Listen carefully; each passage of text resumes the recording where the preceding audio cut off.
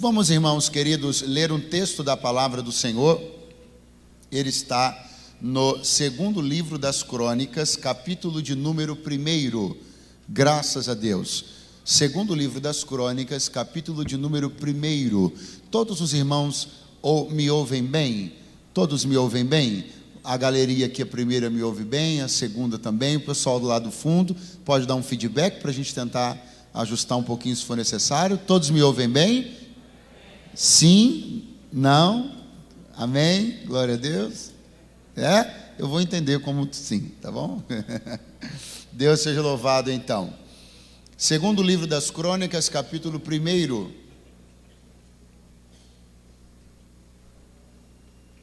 Versículo 1.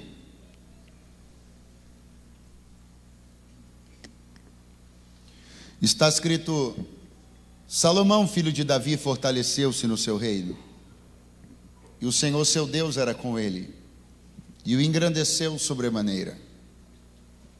E falou Salomão a todo Israel, aos capitães de 1000 e de 100, aos juízes e a todos os governadores em todo Israel, chefes das famílias. E foi Salomão e toda a congregação com ele ao alto que estava em Gibeon, porque ali estava a tenda da congregação de Deus, que Moisés, servo do Senhor, tinha feito no deserto. Quantos podem dizer amém? Amém. Verso 7, naquela mesma noite, Deus apareceu a Salomão e disse-lhe: pede o que queres que eu te dê. Seja louvado o nome do Senhor. Podem sentar, meus queridos irmãos.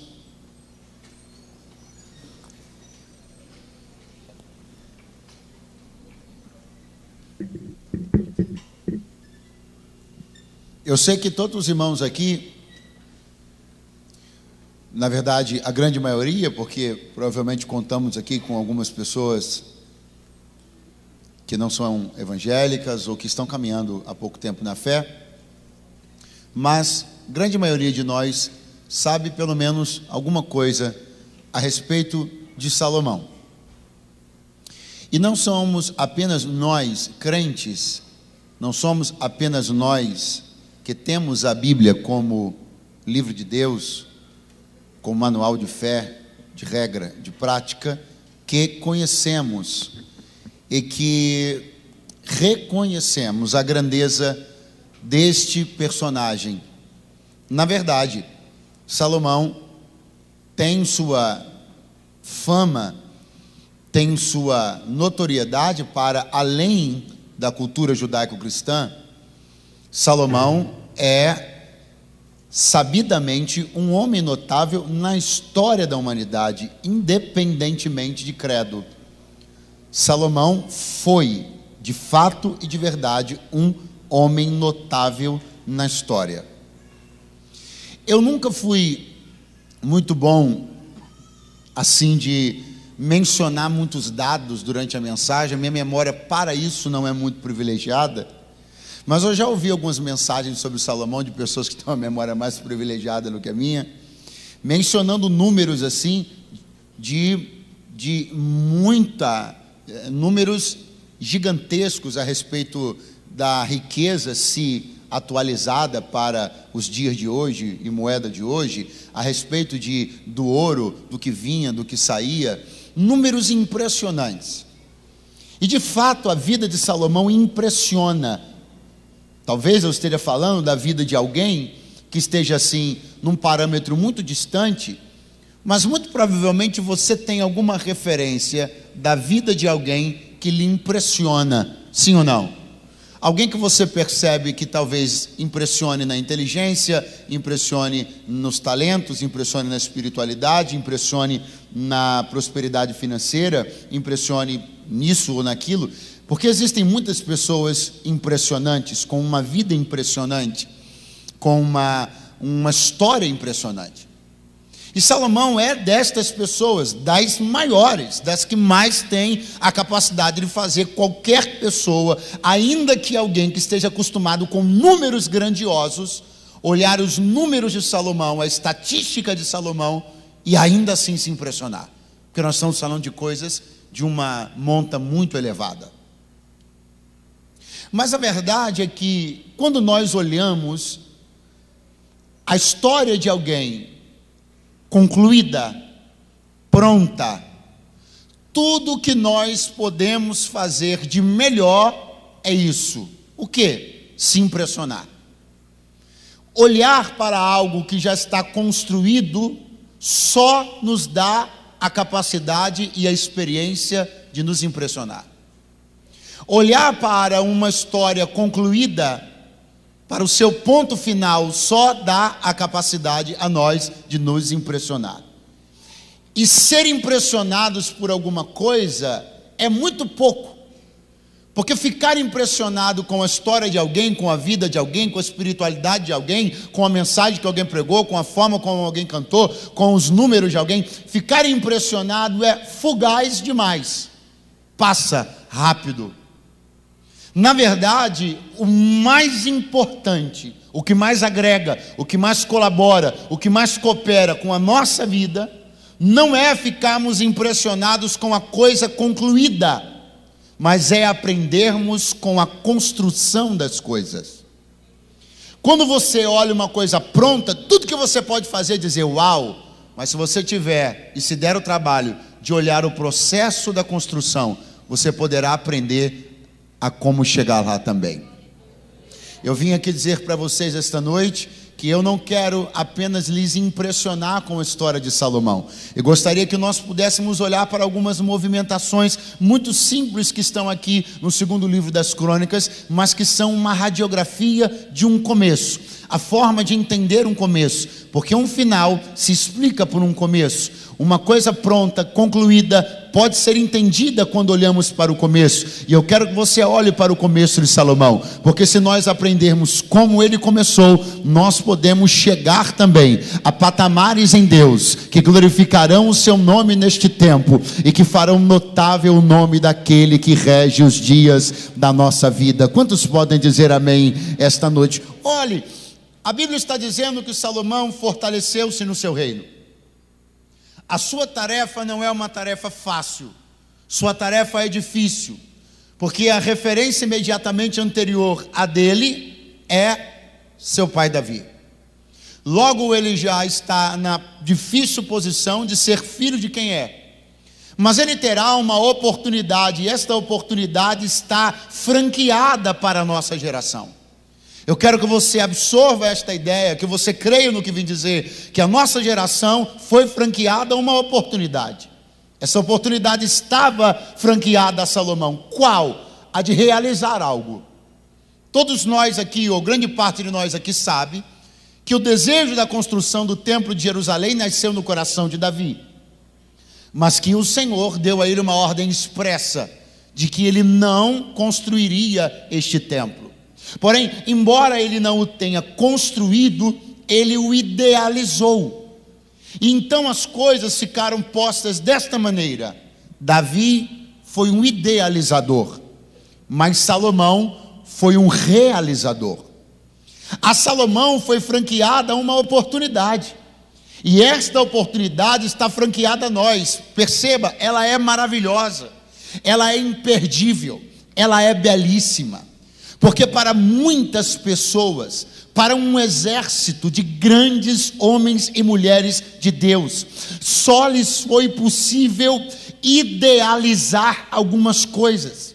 Para pessoas que trilharam um lindo caminho na fé, para pessoas que foram valiosas e valorosas para o Evangelho, só lhes foi possível idealizar algumas coisas.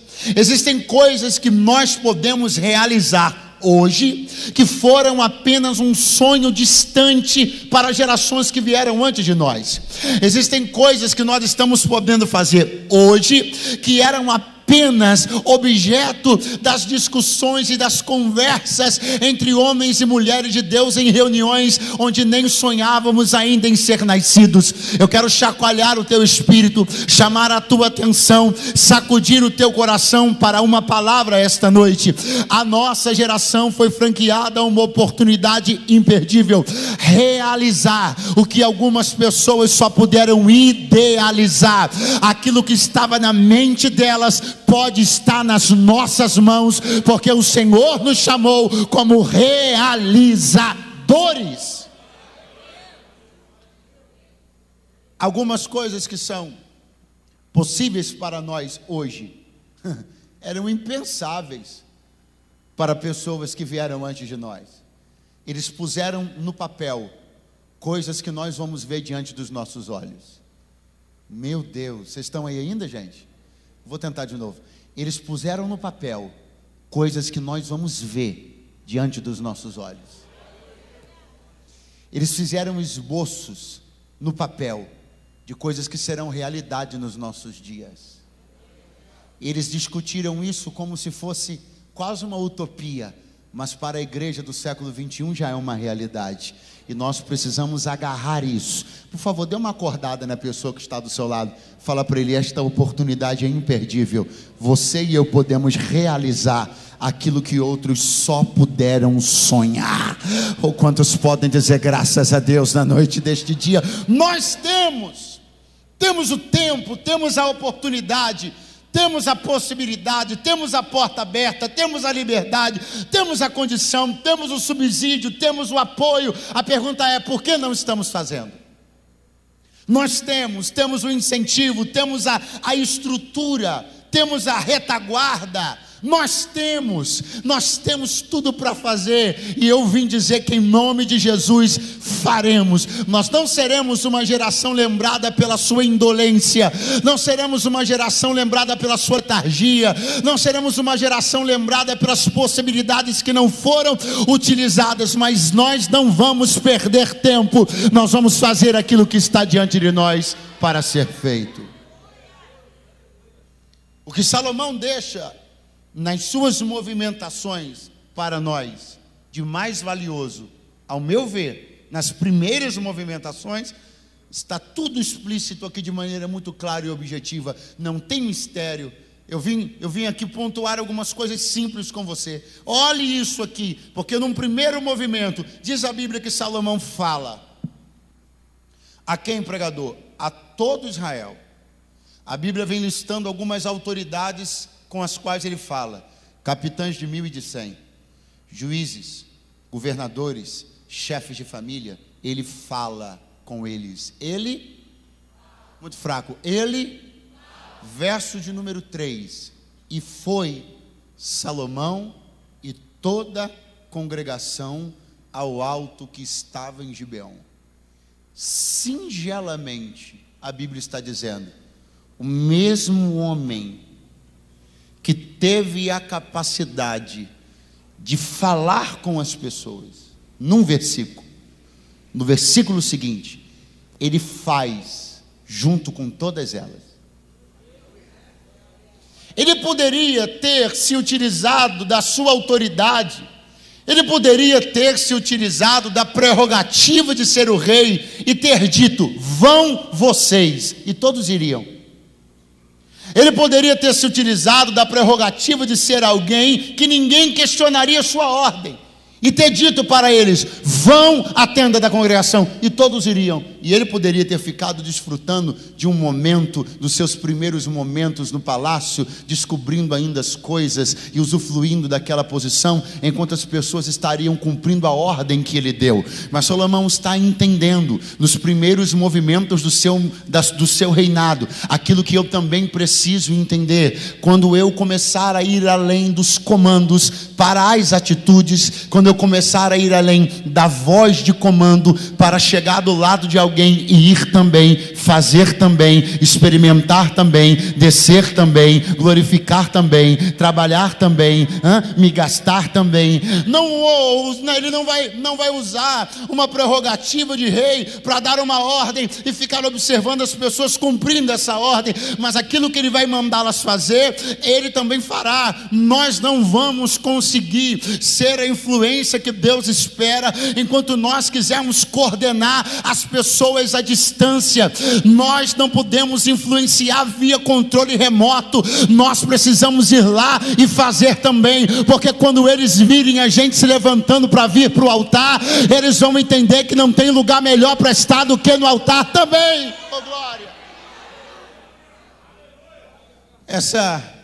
Essa influência que a gente está querendo exercer com um distanciamento, uma influência sem empatia, sem misericórdia, uma influência sem sujar o pé no barro, uma influência que a gente não se aproxima, uma influência que a gente não olha no olho, uma influência que a gente não sente a dor, uma influência que a gente não entra na casa de ninguém, não ouve ninguém, não compartilha da dor de ninguém. Nós vamos fazer o caminho junto. E você, irmão mais velho, não mande seu irmão mais novo vir, não, venha com ele. Você precisa começar a entender que a gente exerce influência não na voz do comando, mas do poder do exemplo. É naquilo que você também está fazendo.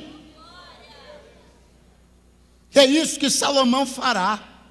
Ele não vai dizer vão vocês, ele vai dizer vamos nós todos.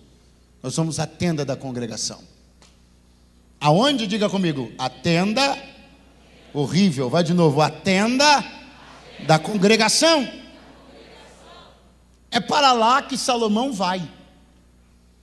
Agora, por favor, redobre a sua atenção. Preciso lembrar a você de uma coisa que eu disse há pouco. Qual é o principal feito? Qual é a principal realização de Salomão? A construção do templo. O templo já está pronto aqui em 1 Crônicas 1, sim ou não? Não.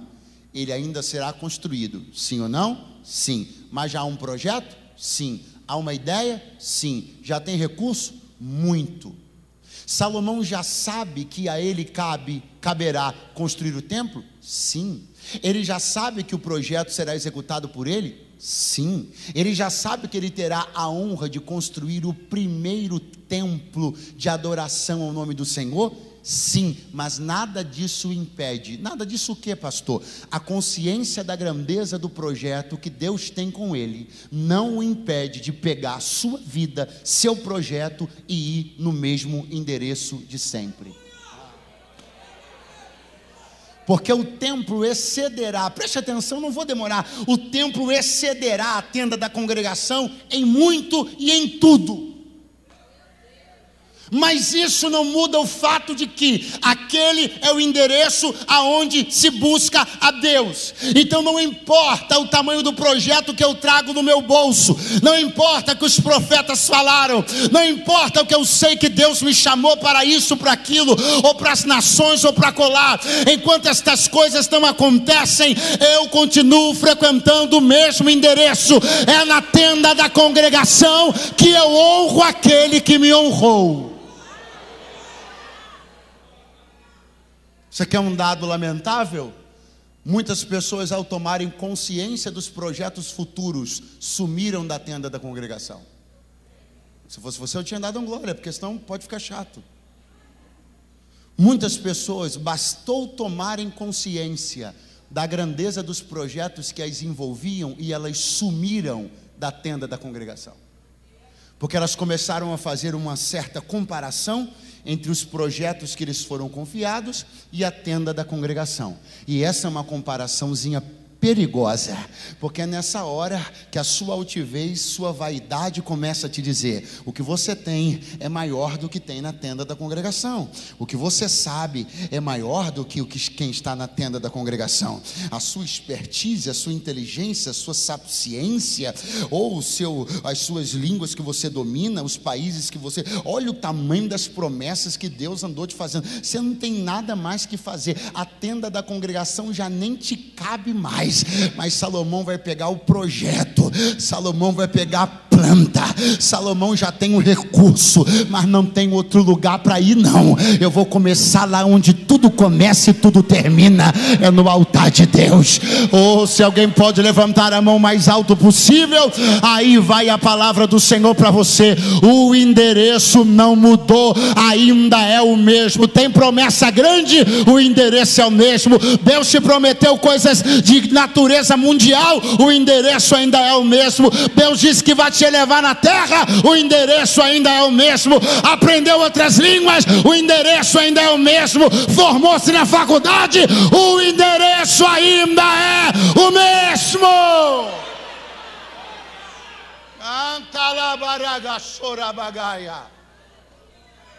Para onde? Para onde eu vou? O que eu vou fazer? Eu estou com a planta aqui. Eu sei o que eu vou realizar. Mas eu sei que existe um endereço. E esse endereço funcionou até hoje. E não é porque me foi revelada uma coisa extraordinária que o endereço vai parar de funcionar.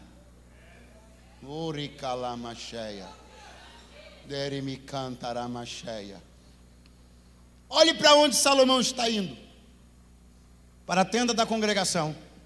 O complemento é muito interessante. O complemento é esse: a tenda da congregação de Deus, que Moisés, servo do Senhor, tinha feito no deserto. Isso aqui é maravilhoso. É maravilhoso porque a Bíblia não reúne informações por razões quaisquer. Tudo que a Bíblia se dispôs a colocar lá é porque é importante. Aí alguém pode dizer, desnecessário, bastaria a Bíblia dizer que Salomão foi à tenda da congregação. Não, a Bíblia vai complementar a informação, vai dizer que ele foi à tenda da congregação. Aí a Bíblia vai dizer quem construiu essa tenda, qual era a patente dele com Deus e sob quais circunstâncias ele fez essa obra. Porque se você não discernir onde você está indo, você corre o sério risco de desonrar o lugar. Então a Bíblia está dando um mapa todinho. Olha para onde ele está indo. Tenda da congregação, muito bom. Vamos ver quem fez? Moisés. Qual a patente? Servo do Senhor. Em quais condições? No meio do deserto. Antes de Salomão dar o primeiro passo, antes de ele passar pela porta, antes de ele entrar na tenda, ele já entra quebrantado. Por quê? Porque ele tem consciência do lugar para onde ele está indo. Esse lugar para onde ele está indo funcionou até o dia de hoje.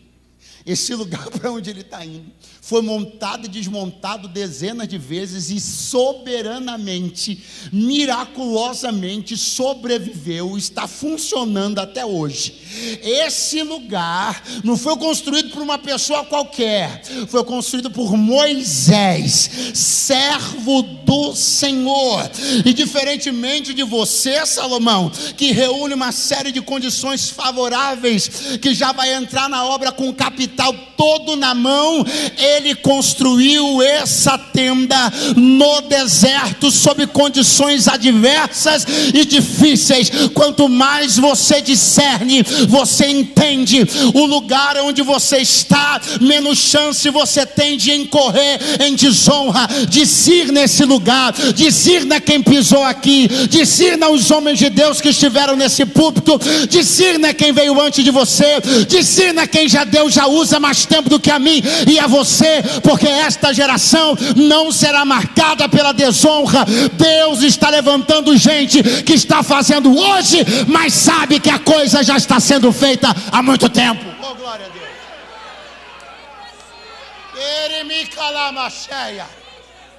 Segure a mão de alguém que está do teu lado, fala para ele: se você entrar aqui sem entender que lugar é esse, a sua chance de desonrar esse lugar é muito grande.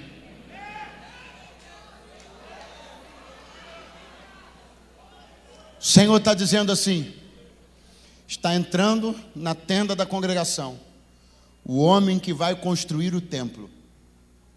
O homem que vai construir o templo está entrando na tenda da congregação. O homem que construirá o monumental templo está entrando numa estrutura de condições físicas muito menores, mas que conta com a glória e a presença de Deus há muito tempo. Então Salomão está entrando e entendendo, e a Bíblia está fazendo questão de dizer uma coisa: Moisés, servo do Senhor. Por que a Bíblia está fazendo questão de dizer isso? Porque eu preciso ver que Salomão é um construtor. Ele está entrando numa construção, e a Bíblia está lembrando a ele que alguém construiu aquilo ali. Porque eu preciso compreender que Deus só é atraído para cooperar comigo nas minhas construções quando eu respeito e considero quem construiu antes de mim. Deus não coopera com construtores de memória ruim. Deus não coopera com construtores de memória curta. Deus só coopera com construtores que reconhecem que outros estão construindo há muito tempo antes de nós. Eu quero glorificar o nome do Senhor por você que prega a palavra antes de mim. Eu quero glorificar o nome do Senhor pelas famílias que tem aqui, que já servem a Deus há muito mais tempo que a minha família. Eu quero glorificar o nome do Senhor pelos pais e avós de jovens que estão aqui, que estão no ministério há mais tempo do que meu pai. Eu quero ser um construtor que conta com a colaboração de Deus, porque eu quero que ele olhe para mim e saiba que eu sei que eu não estou começando nada agora, eu sei que eu não estou fazendo agora, a obra de Deus já está sendo feita há muito tempo, e glória a Deus por isso.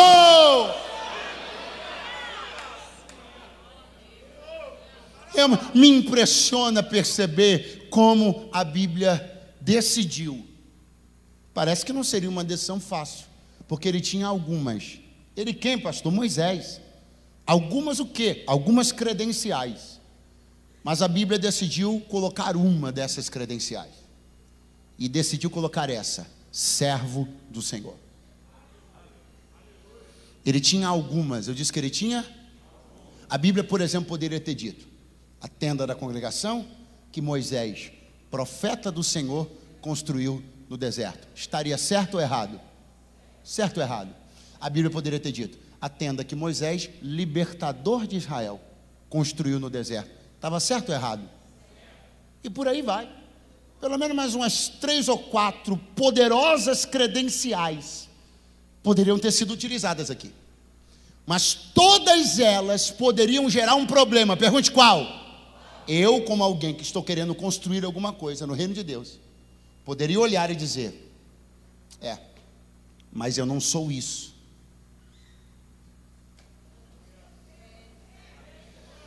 É bom perceber que ainda tem gente por aqui comigo, aleluia.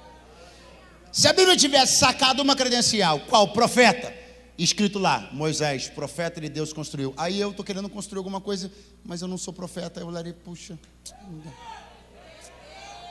Só que aí a Bíblia poderia ter tido outra alternativa, colocado libertador. Aí eu olharia e diria: caramba, libertador, rapaz, eu não estou libertando nada, gente. Libertador não dá para mim. Só que aí a Bíblia pegou e colocou a base de tudo.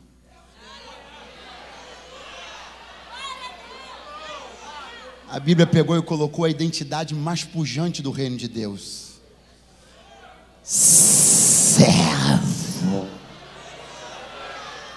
Pessoal que não gosta de servir, nessa hora você vê que eles não dão glória a Deus. Vou tentar de novo: servo. Porque se fosse profeta, excluiria alguns. Se fosse sacerdote, não que Moisés o fosse, mas se tivesse escrito sacerdote, excluiria outros. Se fosse um governador, excluiria outros. Se fosse um libertador, excluiria um montão de gente. Mas aí a Bíblia colocou a base de tudo: Moisés, servo do Senhor. Pastor, o que a Bíblia está dizendo para mim? A Bíblia está dizendo: se tu fores servo, tu podes construir também. Ei, se tu fores servo, grandes coisas Deus pode fazer através da tua vida. Se tu fores servo, tu podes marcar esta geração. Se tu fores servo, tu podes dar bom testemunho do teu Deus dentro da tua casa, da tua faculdade, da tua escola. Deus me trouxe para dizer: uns podem ser profetas, outros não. Uns podem ser libertadores, outros não. Uns podem ser levitas, outros não. Mas todos indistintamente são servos. Chacoalhe alguém que está do teu lado, diga para ele: acredita, como servo você constrói, como servo Deus te usa, como servo Deus te abençoa, como servo Deus gera testemunho através de ti, como servo. A base de tudo é ser servo. O texto perde todo e qualquer caráter excludente e ganha um poderoso caráter inclusivo, porque não tem quem esteja na presença de Deus e não possa dizer: eu sou servo do Senhor. Pastor, esta palavra é importante para quem? Para quem ainda está esperando. Esperando o quê? A chegada de algumas credenciais para começar a construir alguma coisa. Não vai embora não, fica só mais um pouquinho. Pastor, para quem é essa palavra? Para quem ainda está esperando o fim do ano, para ver se vai haver ordenação ministerial, para começar, não vai embora, fica só mais um pouquinho, para poder construir alguma coisa. Pastor, para quem é essa palavra? Para quem ainda está esperando uma nomeação para começar a construir alguma coisa, enquanto Deus me trouxe para dizer: alguém no meio do deserto, com condições muito mais difíceis do que você, construiu algo que sobreviveu séculos e continua funcionando. Sabe por quê? Porque era servo, era servo, era servo. Os servos levantem a mão, os servos façam barulho de glória a Deus, os servos façam barulho de aleluia. Servo!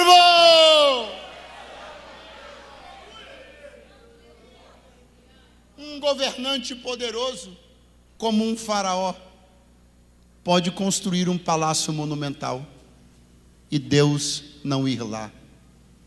Um servo pode construir uma tenda improvisada e Deus frequentar o lugar.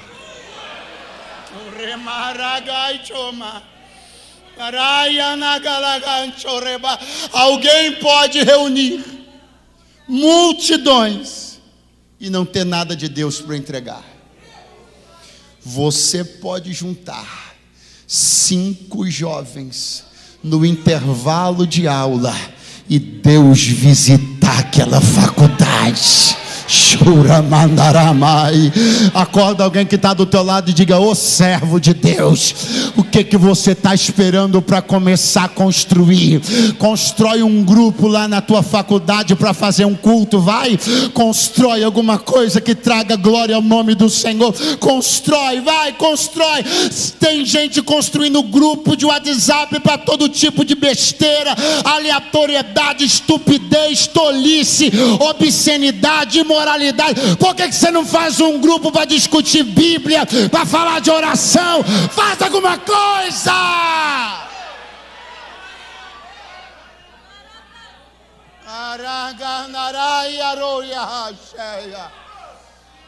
Construa. É pequeno, construa. Construa com ordem, com organização. Muito mais efetivo é algo pequeno, coordenado, do que algo grande desmantelado. Deus me trouxe para dizer: um pequeno grupo de oração que você levante lá na tua faculdade tem mais poder espiritual do que massas desmanteladas, reunidas por gente que não tem o Espírito de Deus na vida. Você pode começar numa revolução nessa cidade, você pode começar uma revolução na tua família. Chama aqueles dorminhocos crentes da tua família, chama aqueles crentes da tua família que só sabe ficar mandando piada no grupo da família, chama aqueles crentes para uma posição, chama eles para começar a orar. Tu vai ver que vai pipocar salvação na tua casa. Jesus vai começar a salvar gente de outros estados, de outros países, da tua família. Comece alguma coisa, construa alguma coisa em Deus. O construtor Salomão visitará a tenda construída por Moisés. Ele irá lá. Pergunte, aonde? Muito fraco, pergunte aonde? Ao alto que estava em Gibeon. Ele irá lá. Eu preciso que você me dê 2 minutinhos para que eu fale para você de um episódio bíblico, para que você entenda a conexão que existe com isso aqui, a importância disso daqui. Atenção. Aonde Salomão está indo? No alto de Gibeon. Para lá que ele está indo. Eu preciso trazer para a nossa reflexão uma referência importante que envolve o alto de Gibeon e envolve indiretamente Salomão. Qual? Um episódio que não ocorreu com Davi, mas ocorreu com seu pai Salomão. Muita atenção. Algumas pessoas aqui devem conhecer, devem se lembrar que aconteceu um episódio na vida de Davi, na história de Davi, onde ele levantou um censo no meio do povo. E Deus ficou aborrecido com isso. E deu a Davi alternativas através das quais ele fosse punido. Ele escolhe uma, cair na mão de Deus, onde segundo ele mesmo há misericórdia. Ok. Diz a Bíblia Sagrada que um anjo vindo do Senhor se posicionará entre o céu e a terra. E uma grande quantidade de pessoas vão morrer naquele dia em Jerusalém. E de repente então Davi terá a ideia de oferecer um sacrifício. Se ele quer oferecer um sacrifício, há um lugar previamente determinado e definido para isso. E esse lugar é exatamente aqui. Aqui no alto de Gibeon. Era lá que Davi deveria ir. Só que a Bíblia, não sou eu, não é historiador nenhum, a Bíblia diz que Davi temeu. E diz a Bíblia, não podia ir. Um pavor se apoderou de Davi em função de tudo que estava acontecendo. Tudo que estava acontecendo, que só começou com o pecado dele. Então todos os eventos que foram desencadeados pelo pecado que ele cometeu, geraram um pavor nele. É a Bíblia que está dizendo. E esse pavor o impede de ir no endereço. Esse pavor dele, eu vou repetir, que só aconteceu por causa do pecado dele, gerou uma relação entre ele e o altar de medo, a ponto de dizer a Bíblia, não podia Davi ir, não podia, teve que sacrificar em outro lugar, porque ele não podia ir lá no altar do alto de Gibeon, porque estava apavorado, estava com medo. Portanto, a referência que Salomão tem, familiar, a respeito de altar, a respeito do alto de Gibeon, é essa. Qual? De um pai que relacionou-se com medo em relação ao altar.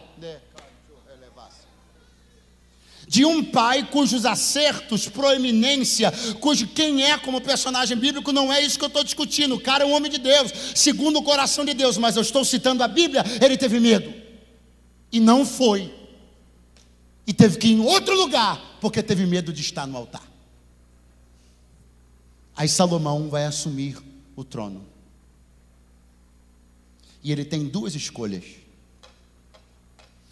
ou ele se nega a ir no altar, refletindo a relação que seu pai teve com o altar, ou ele também não vai no altar, porque alguém está com medo de ir, ou ele se sente desencorajado de ir no altar, porque uma grande referência abandonou o altar, ou ele vai entender que ele vai filtrar toda a vida e comportamento do seu pai, e essa no filtro não passa, porque se ele teve medo de ir, isso é com ele e por causa dos erros dele, mas eu, Salomão, sei que não tem outro lugar para começar a minha vida, senão no altar do Senhor. Eu queria que você tivesse coragem de levantar a mão o mais alto que você pudesse agora, porque aí vem uma palavra de Deus. Não faltam referência nos dias de hoje. De que, pregador? Gente que deixou de ir, gente que desistiu de ir, gente que está com medo de ir, gente que desestimula outros de ir, mas pouco me importa o que eles decidiram fazer. Eu ainda sei que estou quebrado, mas sou restaurado no altar.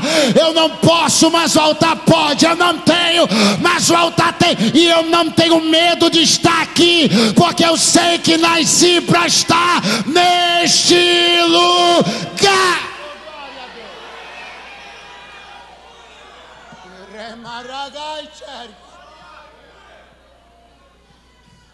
Pastor, o que é que lhe assusta? Me assusta o gesto de Davi, me assusta. Mas é uma coisa que me assusta mais do que o gesto dele: a capacidade desse gesto reverberar nas outras gerações. O grande problema, quando alguém de expressão deixa de frequentar o altar, é que o problema não é o prejuízo só dele. O problema é o reflexo que isso gera nas gerações futuras. Você não sabe, mas vai saber agora. Tem muita gente, Jesus da glória, que não está sentada aí na cadeira do seu lado hoje. Sabe por que não está? Porque ouviu uma referência dizer: não precisa mais ir no altar. Trabalho árduo de escola dominical e culto de doutrina de anos e anos e anos se desfez como pó por causa de um vídeo de YouTube com alguém que tem referência intelectual e teológica desestimulando os jovens a estarem no altar. Essa discussão é mais séria e mais grave do que nós imaginamos. Só que eu preciso lembrar a você de uma coisa, e esta coisa explica muito e gera um grande alerta em nós. Eu repeti aqui umas 4 vezes e não foi por acaso. Foi repetido para poder cravar no teu coração. O que? Eu disse umas 4 vezes aqui que o problema de Davi com o altar só aconteceu por uma razão. Pergunte qual? O pecado dele. Então essa é a grande questão. A grande maioria dos abandonadores de altar ou abandonaram por conta dos pecados deles. Mas como eles não têm, como não são homens ou mulheres suficientes para admitir isso, eles criam teologias que tiram a autoridade do altar, porque na verdade são eles que não têm mais cara de aparecer aqui. O problema não é o altar, o problema não é a igreja. Se tem uma coisa que eu fico desesperado, irritado, essa conversa mole. Perdoe-nos pelo que a igreja fez com você. Irmão, vai ver se eu estou naquela esquina que desce daquela rua ali com aquela outra. Pelo amor de Deus, que negócio é esse? Agora nós temos que pedir desculpa às pessoas. A igreja é uma reunião de pessoas imperfeitas. Eu posso ter errado com A, B e C, mas a igreja de Jesus Cristo, não na individualidade das pessoas que a compõem, mas o corpo de Cristo, a noiva do Cordeiro, será sempre santa, sempre boa, sempre agradável. É bom de estar aqui, é bom de comunhão, de comungar com os irmãos, é bom de reunir aqui. Eu recebo de Deus aqui e sou um defensor árduo, porque não faltarão vozes nesses últimos dias para pregoarem a distância do altar, mas eu creio que ainda há uma geração apaixonada pelo fogo de Deus que é aceso. Ou tem alguém me ouvindo nessa noite? Levanta a mão para o alto, faz um barulho para alguém saber que você ama altar.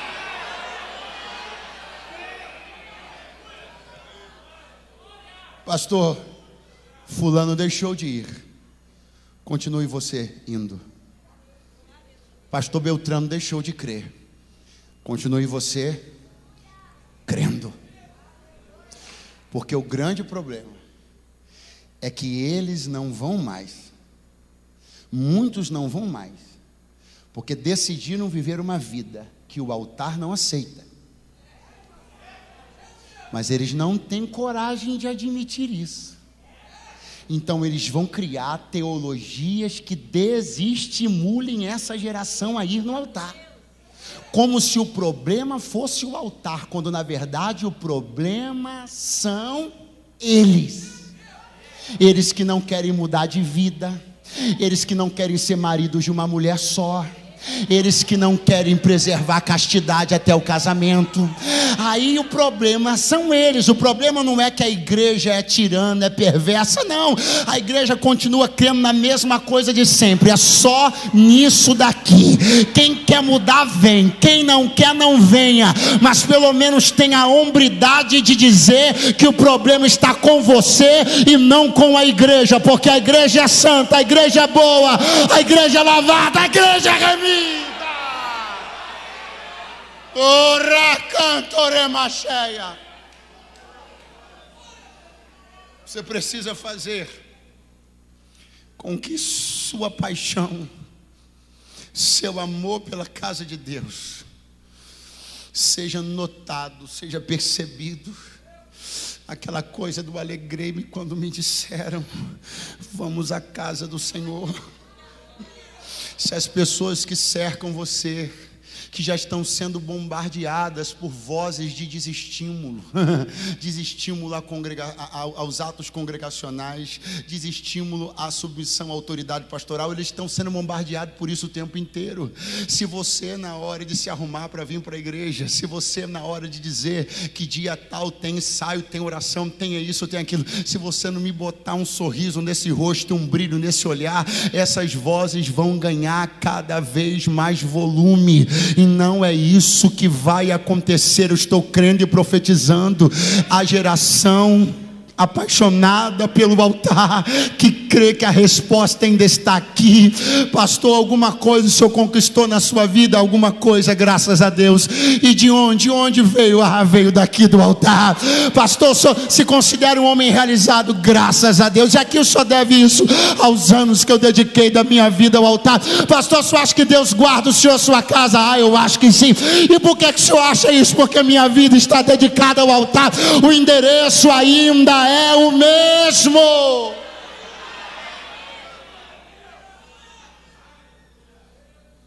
Davi não pôde ir, temeu ir, mas Salomão entendeu. Isso foi uma questão que envolveu meu pai. Eu não vim aqui jogar a conversa fora. Eu viajei algumas dezenas de quilômetros, subi uma serra. Não vim aqui brincar. Eu vim aqui ser um profeta de Deus. E Deus me trouxe para dizer: por quê? Por que tu temes o altar? Por que tu andas repensando a decisão que sempre foi firme no teu coração de servir no altar? Por que quando você perguntado, respondia de pronto que o que você queria era servir a Deus no altar?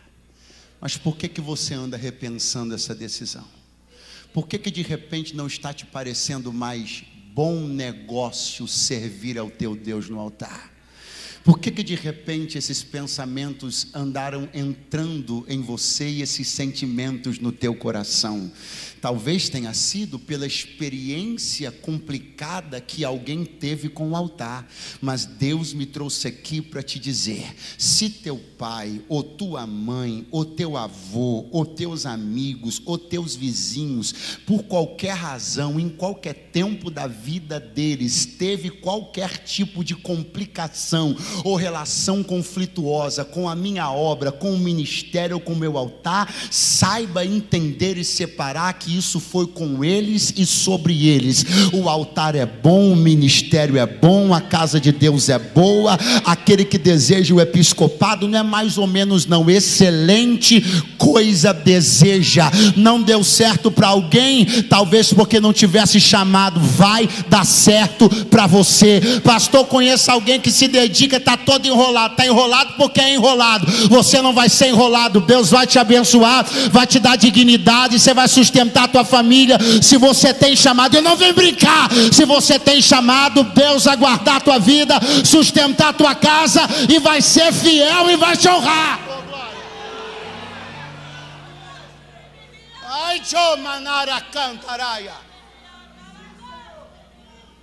Pergunte para mim assim: o que é que você menos queria fazer da vida?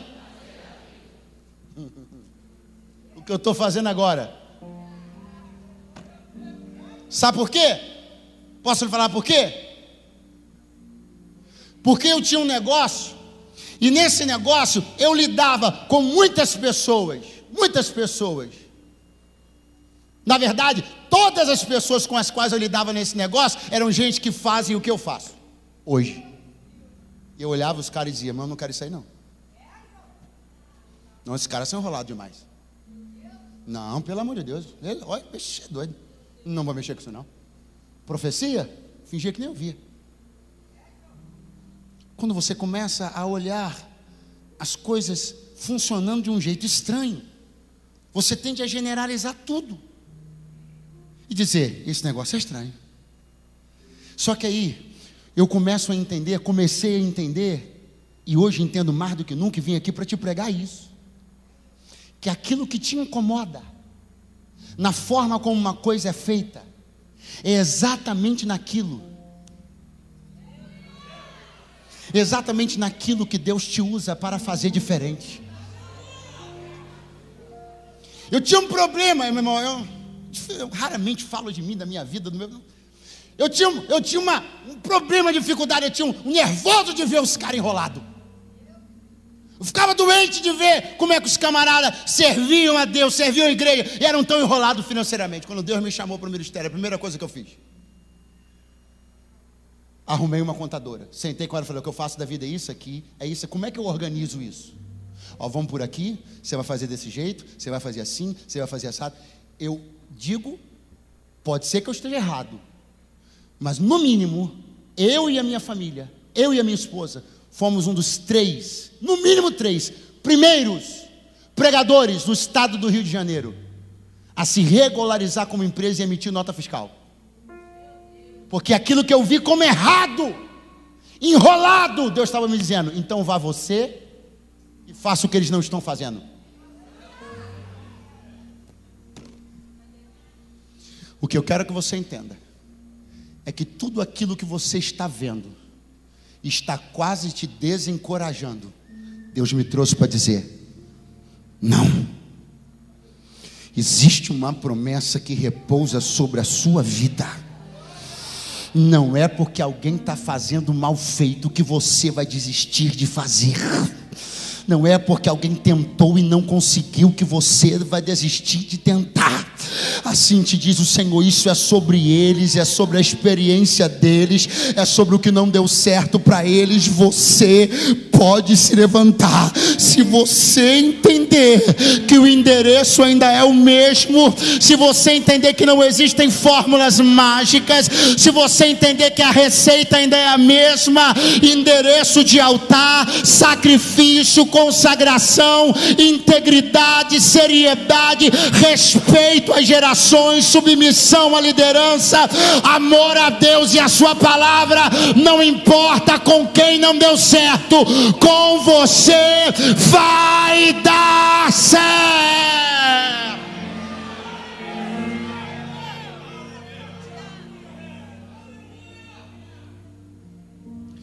Deus está dizendo para mim aqui, para você que viu teu pai, teu avô sofrer tanto no ministério,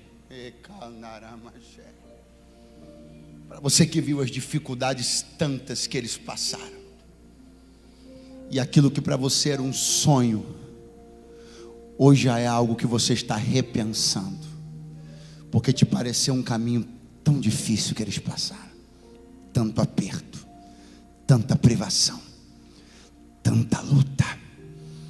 Mas Deus me trouxe para te dizer: isso é sobre eles, sobre a história deles. Não é isso que está em questão. O que eu tenho com você é com você. Eu estou profetizando que todas, coloca a mão no teu coração, coloca a mão, a gente já vai ficar de pé, já.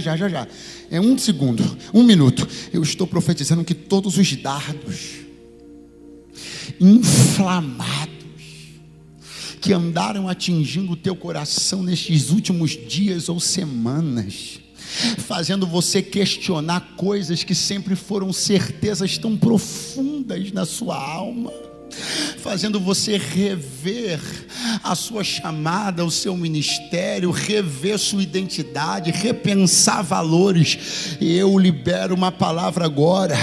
O Espírito de Deus está arrancando esses dardos de dentro do teu coração. Ele está desintoxicando a tua alma. Ele está lavando o teu coração. Ele está dizendo: nenhuma voz vai se sobrepor à minha. No final você vai ouvir a minha voz, e a minha voz te diz: vale a pena me servir, vale a pena andar na minha presença, vale a pena renunciar por amor a mim, vale a pena. Vai se colocando de pé do teu lugar, porque assim te diz o Senhor: vale a pena.